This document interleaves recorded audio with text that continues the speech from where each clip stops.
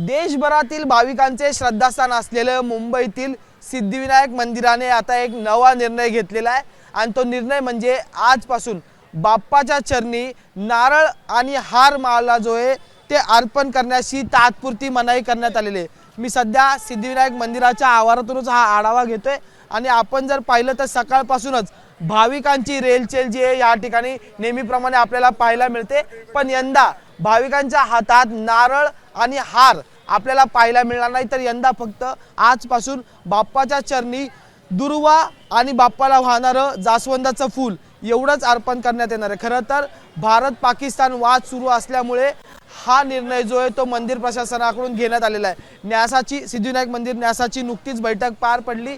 या बैठकीला पोलीस अधिकारी सुद्धा उपस्थित होते आणि तसेच मंदिरावर असलेले संपूर्ण अधिकारी सुद्धा उपस्थित होते आणि त्याच बैठकीत हा संपूर्ण निर्णय जो आहे तो घेण्यात आलेला आहे। खरं तर आपण जर पाहिलं 26/11चा हल्ला असो किंवा त्याच्यानंतरचे असलेले वाद असो, प्रत्येक वेळी सिद्धिविनायक मंदिर हे टार्गेटर असल्याची माहिती सुद्धा अनेक वेळा समोर आली होती आणि त्याच पार्श्वभूमीवर कुठलाही अनुचित प्रकार घडू नये त्यामुळे आता मंदिर प्रशासनाकडून हा निर्णय घेण्यात आलेला आहे। त्यामुळे आपण जर पाहिलं तर सकाळपासूनच भाविक भक्तगण जो आहे तो ह्या मंदिरात बाप्पाच्या चरणी नतमस्तक होण्यासाठी आलेला आहे, पण कोणत्याही भाविकाच्या हातात नारळ आणि हार आजपासून आपल्याला पाहायला मिळत नाही।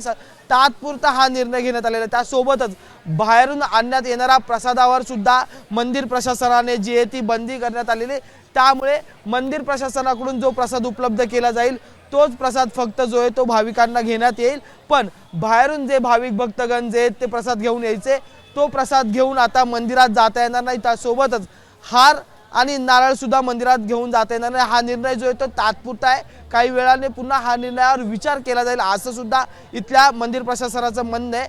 पण आता एकंदरीत कायदा सुव्यवस्थेच्या मुद्द्यावरून हा निर्णय जो आहे तो मंदिर प्रशासनाने घेतलेला आहे। व्हिडिओ जर्नलिस्ट गजानन बाळापूरकर सह मी अजय माने, एबीपी माझा, मुंबई।